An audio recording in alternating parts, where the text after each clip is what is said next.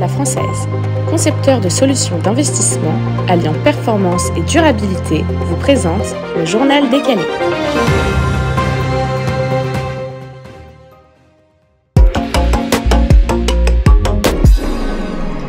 Pour débuter, parlons de hausse des taux. La hausse des taux courts et la forte inflation font les bonnes affaires du livret A. Son taux est déjà de 3%. Il a dépassé les 400 milliards d'euros d'encours. Son taux devrait être révisé à la hausse le 1er août. On aura l'annonce mi-juillet.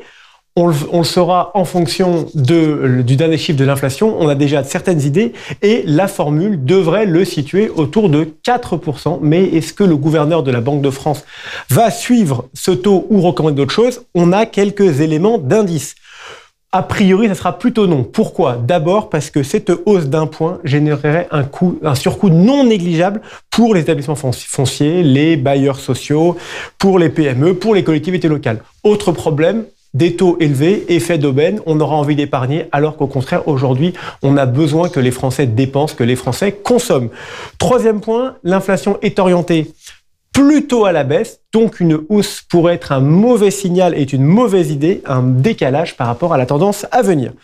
Le ministre de l'économie pourrait donc choisir d'aller à mi-chemin et d'annoncer un taux à 3,5%, sachant que avec le livret A se pose une autre question, la question du fonds en euros. Pendant des semaines, des mois, presque des années, on vous a dit les assureurs coupent les accès aux fonds euros, restreignent l'accès aux fonds euros, et ce n'est plus le cas. Maintenant, ils veulent collecter sur ces fameux fonds, mais on n'attrape pas les mouches avec du vinaigre, c'est une très belle expression. En 2022, le rendement moyen des fonds en euros a grimpé de 1,3 à 2% selon France Assureur. Vous pourriez penser, c'est super logique, hausse des taux, hausse du fonds en euros, mais en fait non. Pourquoi? Parce que le fonds en euros a une masse très conséquente et ce sont seulement les nouvelles collectes qui vont sur ces taux élevés. Ces nouvelles collectes étant très faibles, c'est un peu compliqué. Du coup, comment font les assureurs? Ils sont obligés de doper le taux de ces fonds en euros en allant piocher dans leurs réserves. Le problème, c'est que certains n'ont plus de réserves, donc on se retrouve avec un marché vraiment coupé en deux. Ceux qui avaient encore des réserves et qui pouvaient qui peuvent vraiment doper les taux, versus ceux qui n'ont plus de réserves et qui sont un peu bloqués, entre autres, souvent les contrats associatifs. Pour 2023, les taux devraient continuer à augmenter, mais ça ne sera pas exceptionnel. Et je peux en revanche vous annoncer déjà les grands gagnants, les rares qui ont lancé des nouveaux fonds en euros en 2022 ou 2023, qui eux profitent à fond de ces nouveaux taux et qui du coup vont avoir des taux canons autour de 4%. Enfin, les grands perdants, qui sait, ce sont les fonds en euros dynamiques et surtout les fonds euro croissance. Alors Georges, plusieurs remarques puisque vous parlez de gagnants et de perdants. Première remarque, les encours du livret A et du LDDS viennent de repasser au-dessus des encours des dépôts à vue des particuliers. Alors le grand perdant, naturellement, ce sont les banquiers. Pourquoi? Parce qu'ils ont moins de ressources par le phénomène de la centralisation et surtout, ils ont une ressource qui leur coûte beaucoup plus cher. Deux, moi j'adore le discours sur le grand retour du fonds en euros, mais pardon, on ne le voit pas dans les chiffres.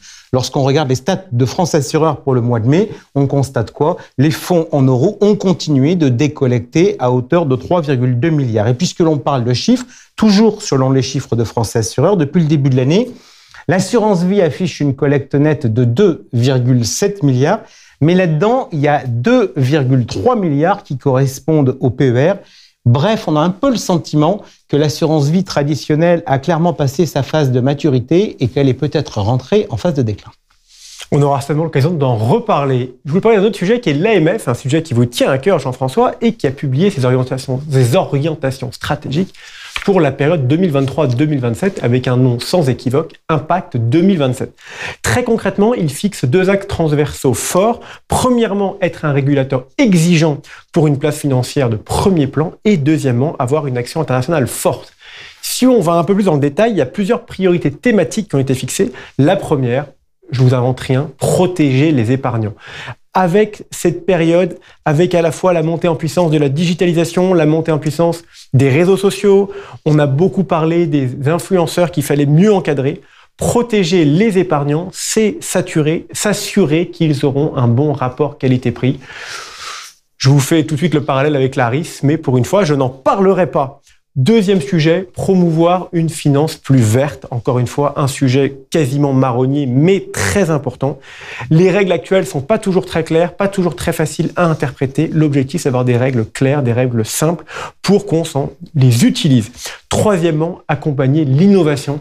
C'est un sujet très vague, c'est un sujet très large, parce que l'innovation, ça peut être, imaginons, des crypto-monnaies dans l'assurance vie. Ça peut être de l'intelligence artificielle, ça peut être des sujets qu'on n'imagine même pas aujourd'hui. Donc vraiment, être organisé pour pouvoir l'accompagner. Bref, l'AMF a une vraie volonté de suivre les évolutions du marché. On aura l'occasion de voir dans les actes si ça se concrétise. Vous avez raison, les discours c'est joli, les actes c'est beaucoup mieux, il n'y a que ça qui compte. Cela dit, et entre nous, et vous auriez pu nous parler de l'ARIS, parce que moi il y a quand même un truc qui me fait mourir de rire, c'est que tout le monde aborde le sujet de l'ARIS sur la problématique historique du conflit d'intérêts, alors que franchement, à mon sens, c'est quand même beaucoup plus aujourd'hui le niveau des frais qui interpelle les régulateurs. Et on le voit sur le sujet du placement financier, et ça concerne également, à mon sens, d'autres secteurs. RIS, on en a beaucoup parlé. On a aussi beaucoup parlé ces derniers mois de la DDA, de MiFID, etc. Et bien ce mois-ci, on va changer. Nous allons parler de l'autorité de la concurrence qui a rendu en juin un rapport, son avis sur le marché de l'entremise immobilière et de la loi Hoguet. À mon grand étonnement, cette loi Hoguet, elle est très âgée. Elle est bien plus âgée que moi, peut-être même que vous, Jean-François. Elle a plus de 50 ans et elle mérite donc un toilettage. L'autorité de la concurrence fait plusieurs recommandations. La première, c'est instaurer une obligation de dresser dans le mandat une liste exhaustive, qu'on sache exactement ce qu'il y a dedans. Deuxièmement, uniformiser les règles d'affichage des annonces.